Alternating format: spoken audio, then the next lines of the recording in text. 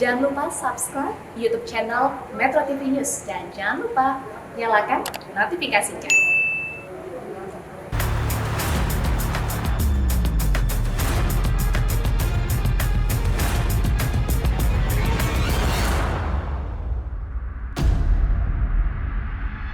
Ada yang over kuotanya sampai lebih dari 20% over kuota. Waktu itu kemudian kita berikan pelonggaran. Walaupun over kuota kita supply.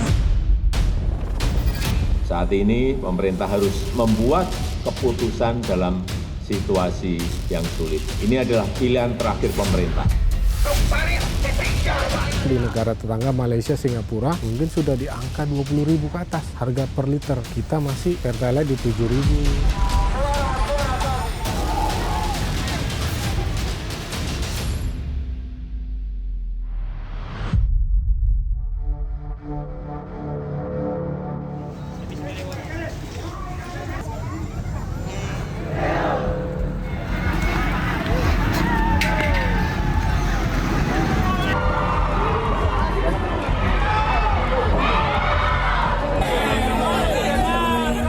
Pemerintah akhirnya menaikkan harga BBM subsidi pada Sabtu 3 September lalu.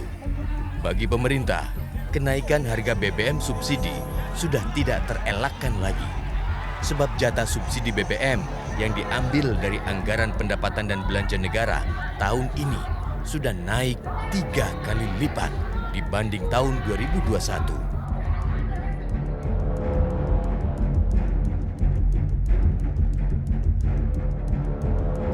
Saya sebetulnya ingin harga BBM di dalam negeri tetap terjangkau dengan memberikan subsidi dari APBN.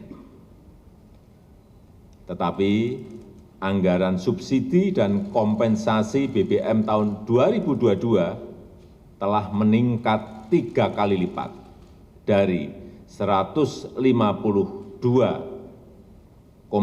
triliun menjadi 502,4 triliun rupiah, dan itu akan meningkat terus.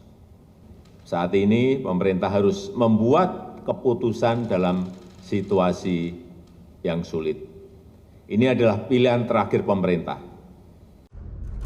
Sebagai gantinya, pemerintah memutuskan untuk mengalihkan subsidi BBM langsung kepada yang berhak. Bantuan langsung tunai BBM sebesar Rp150.000 per bulan akan disalurkan bagi keluarga kurang mampu hingga Desember tahun ini. Selain itu, pemerintah juga menyalurkan bantuan subsidi upah sebesar Rp600.000 per bulan. Subsidi diberikan kepada pekerja yang bergaji maksimum Rp3.500.000 per bulan. Saya juga telah memerintahkan kepada pemerintah daerah untuk menggunakan 2% dana transfer umum sebesar Rp2,17 triliun untuk bantuan angkutan umum, bantuan ojek online, dan untuk nelayan. Pemerintah berkomitmen agar penggunaan subsidi yang merupakan uang rakyat harus tepat sasaran. Subsidi harus lebih menguntungkan masyarakat yang kurang mampu. Tidak perlu waktu lama, begitu kenaikan harga BBM diumumkan, bak di orkestra, harga-harga barang dan komoditi di pasaran pun langsung melejit naik. Harga sayur dan beragam kebutuhan konsumsi rumah tangga juga terkerek naik. Harga cabai yang sebelumnya sempat turun, kini kembali naik. Harga cabai rawit naik menjadi Rp60.000, sementara cabai merah bahkan tembus hingga Rp90.000 per kilogram. Dan sudah barang tentu, beras yang selama ini menjadi bahan pokok masyarakat pasti dijamin naik harganya. Pedagang-pedagang beras di Pasar Induk Cipinang menyebut harga beras sebenarnya sudah lebih dulu naik 2 pekan sebelum kenaikan harga BBM diumumkan. Itu sebabnya pedagang meminta pemerintah segera menggelar operasi pasar. Saya tidak bisa memperkirakan berapa persennya, tetapi otomatis tuh udah pasti naik ya. Sekarang berkisar 9.100. Kalau angkanya naik 200 perak lagi berarti 29.300. Sedangkan HET harga beras premium itu adalah 945. Jangan nanti kami sebagai pelaku pasar menjual beras di atas HET, kami disalahkan.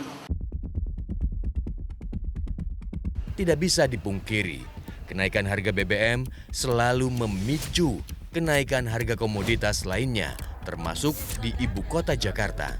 Di Jakarta Timur, kenaikan harga beras dari beragam jenis naik antara 1.300 hingga 2.800 per kilogram. Tak pelak, pedagang kebingungan, para pembeli pun kelabakan. Stres. Udah stres dagang ini. Jadi sepi juga Bu, pembelinya Kagak ada orang. Nih dari jam 3 aja belum kelop dagangan. Kagak ada orang. Naik lagi sedikit. Naik sedikit. Kalau harapan saya untuk pemerintah ya, tolonglah dilihat. Yang utama nih kita rakyat kecil, apalagi saya yang nggak punya gaji bulanan, yang harus cari makan, yang harus berjualan. Tolonglah harganya ditekan lebih murah lagi. Kenaikan harga BBM selalu menimbulkan efek domino. Dampaknya tidak hanya dirasakan para pemilik dan pengguna kendaraan bermotor, namun dirasakan seluruh masyarakat. Dampak kenaikan BBM tak terbilang satu atau dua, namun dipastikan sistemik. Ahmad Taufik, Direktur Eksekutif Institute for Development of Economic and Finance atau INDEF, menyebut ancaman inflasi yang kian melejit sudah di depan mata. Diprediksi, inflasi bisa bertengger di angka 6,4 hingga 7%. Dengan kenaikan itu maka total inflasinya year on year itu akan tinggi. Ya. Kemarin kita di Agustus sekitar 4,5%. Jadi kalau ada tambahan BLT, ada tambahan kenaikan BBM ini akan menjadi berarti ya kurang lebih 6,4 ya sampai mungkin 7% gitu. Jadi besar sekali. Kenaikan harga barang, inflasi, dan turunnya daya beli masyarakat bisa memicu meluasnya pengangguran. Dan dampaknya lebih jauh, bisa dipastikan bakal melemahkan pertumbuhan ekonomi. Lantas benarkah menaikkan harga BBM subsidi adalah satu-satunya jalan yang harus ditempuh?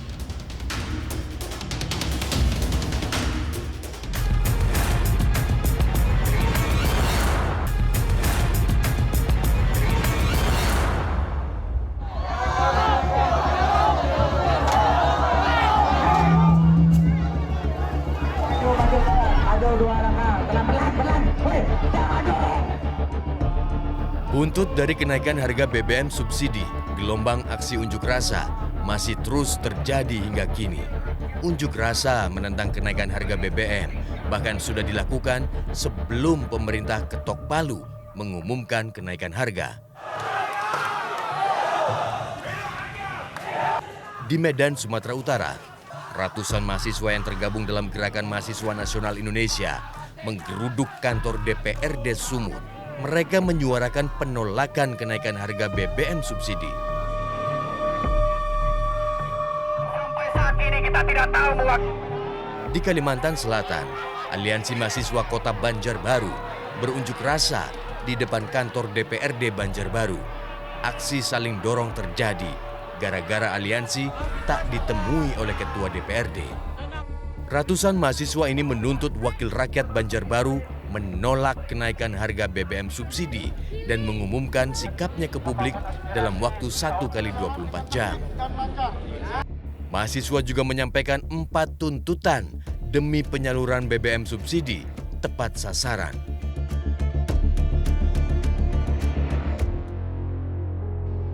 Beban berat masyarakat akibat kenaikan harga BBM memang tidak bisa dinafikan lagi. Begitu harga BBM naik, sudah mengantre pula kenaikan ongkos beragam sarana transportasi. Kini, PT Kereta Api Indonesia bahkan tengah menyiapkan rencana penyesuaian harga untuk kereta jarak jauh. Meski begitu, KAI berjanji untuk tetap memperhatikan daya beli masyarakat.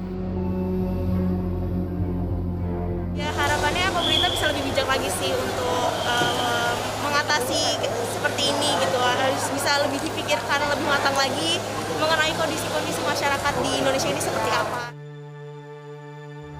Mau tidak mau, suka tidak suka, sarana transportasi sudah pasti terdampak langsung dengan kenaikan BBM saat ini. Pemerintah pun kini sedang menggodok aturan tarif transportasi yang akan diberlakukan. Tahun 2022 ini, pemerintah sudah menganggarkan 502 triliun rupiah untuk subsidi dan kompensasi energi. Angka tersebut naik 3 kali lipat dibanding tahun 2021. Meski begitu, Menteri Keuangan Sri Mulyani menyebut alokasi subsidi bakal terus membengkak hingga 653 triliun rupiah. Dengan asumsi formula harga minyak mentah Indonesia seharga $99 Amerika Serikat per barel. Itu sebabnya pemerintah tak mau harakiri membunuh diri sendiri. Kalau harga ICP di 85 sampai Desember, maka kenaikan subsidi akan tetap yaitu 502 triliun menjadi 640 triliun. Ini adalah kenaikan 137 triliun atau 151 triliun tergantung dari harga ICP. Perkembangan dari ICP ini harus dan akan terus kita monitor karena memang suasana geopolitik dan suasana dari proyeksi ekonomi dunia masih akan sangat dinamis. Apabila harga ICP di atas 100, maka total subsidi kepada masyarakat dalam bentuk BBM masih akan mencapai 649 triliun. Sinyal kenaikan harga BBM subsidi sebenarnya sudah terlihat sejak Juni lalu. Dalam rapat panja Badan Anggaran DPR dengan pemerintah, Banggar tidak bersedia menambah subsidi BBM dan listrik. Sebaliknya, DPR mengingatkan pemerintah untuk bisa menjamin penyaluran BBM subsidi tepat sasaran.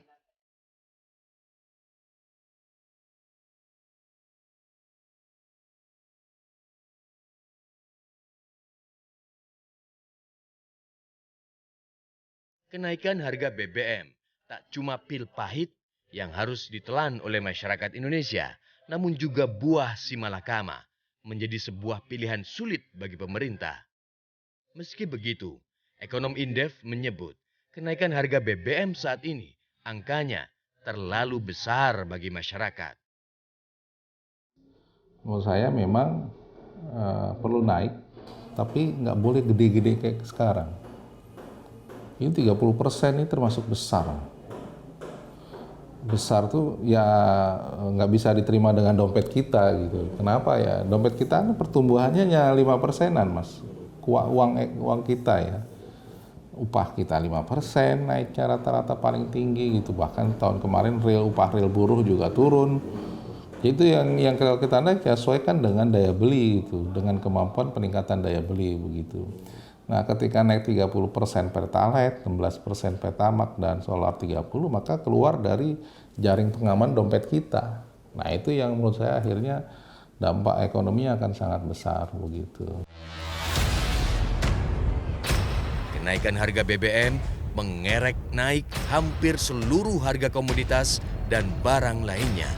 Tak pelak lagi, kondisi ini diprediksi bakal memicu naiknya angka kemiskinan di Indonesia mencapai 10%.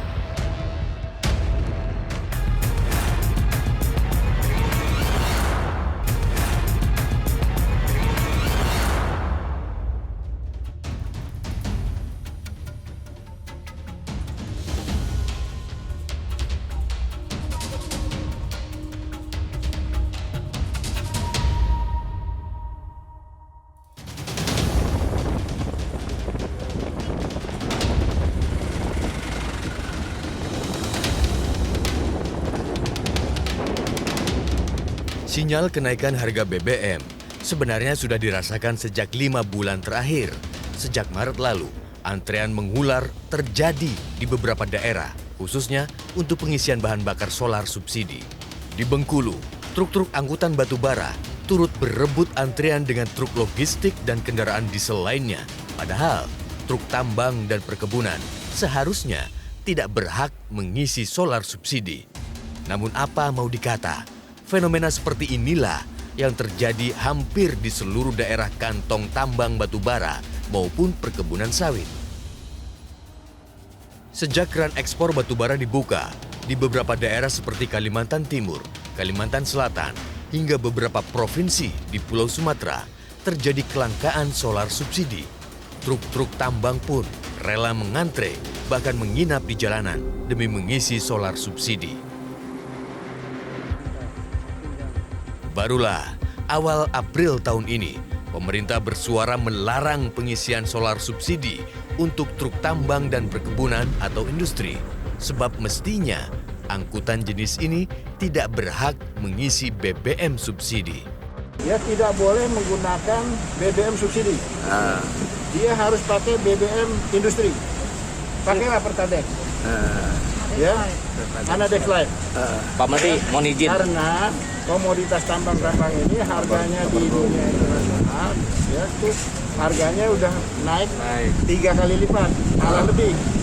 Ya, kenapa harus jangan memakai barang? Tapi kan nggak kelihatan Pak kalau mereka ngantri bahwa itu orang tambang. Untuk itulah memang harus ditertibkan. Ini sudah over kuota. Ya, di beberapa daerah di Kaltim ada yang over kuotanya sampai lebih dari 20% over kuota. Waktu itu kemudian kita berikan pelonggaran, walaupun over kuota kita supply. Itu mulai di awal Maret. Jadi antrian mungkin terjadi sebelum itu karena over kuota. Kan ini barang Daerah-daerah mana saja yang over kuota itu? Semua. Semua daerah? Sekarang Kaltim? semua. Tahun 2022 ini, pemerintah mengalokasikan kuota subsidi Pertalite sebesar 23 juta kiloliter dan solar 15,1 juta kiloliter. Namun kuota tersebut akan habis di akhir September ini. Pengamat energi Mamit Setiawan menilai kenaikan BBM saat ini bisa dipahami dan cukup masuk akal sebab faktanya selama ini tidak terjadi pengurangan kendaraan pribadi. Meski begitu, Mamit tidak menafikan kebocoran BBM subsidi terjadi di sana-sini. BBM bersubsidi mengalir ke pihak yang tidak berhak, termasuk bocor ke industri. Ini menjadi keputusan yang berat bagi pemerintah sebenarnya, karena memang pastinya kebijakannya kan tidak populis ya. Tapi ini adalah sebagai salah satu upaya bagi pemerintah untuk yang pertama pastinya untuk mengurangi beban daripada APBN kita.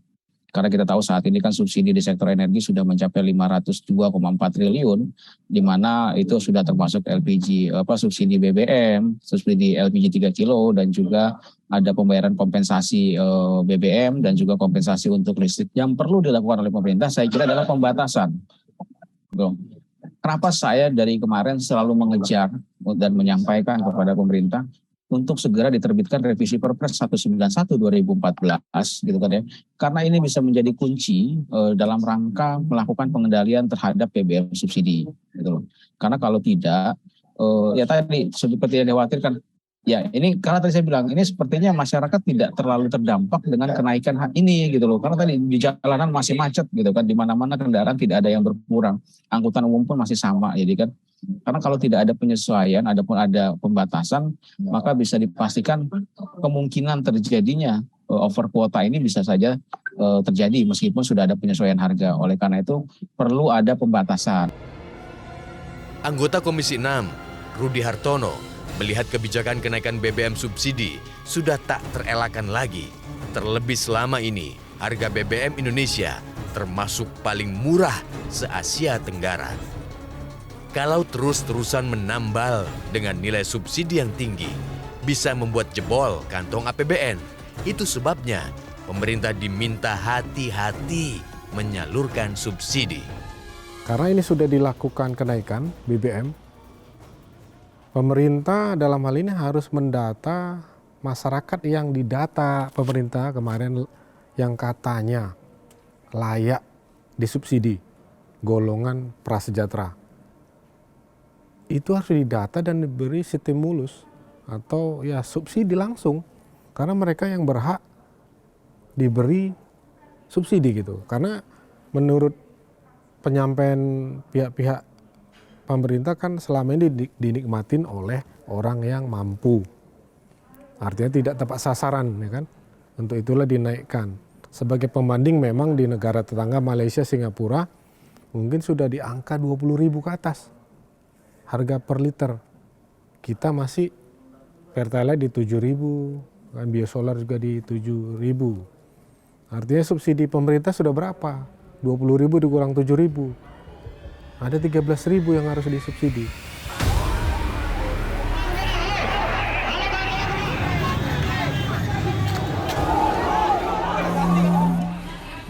Kenaikan harga BBM subsidi perlu disikapi dengan cermat dan hati-hati. Sebab BBM adalah urat nadi sekaligus roda penggerak perekonomian rakyat. Namun tidak semestinya pemerintah memakai kacamata kuda dengan terus menyalurkan subsidi BBM, namun salah sasaran. Sebaliknya, pemerintah harus benar-benar bisa menjamin sepeser pun subsidi yang digelontorkan bisa dirasakan langsung oleh rakyat yang berhak.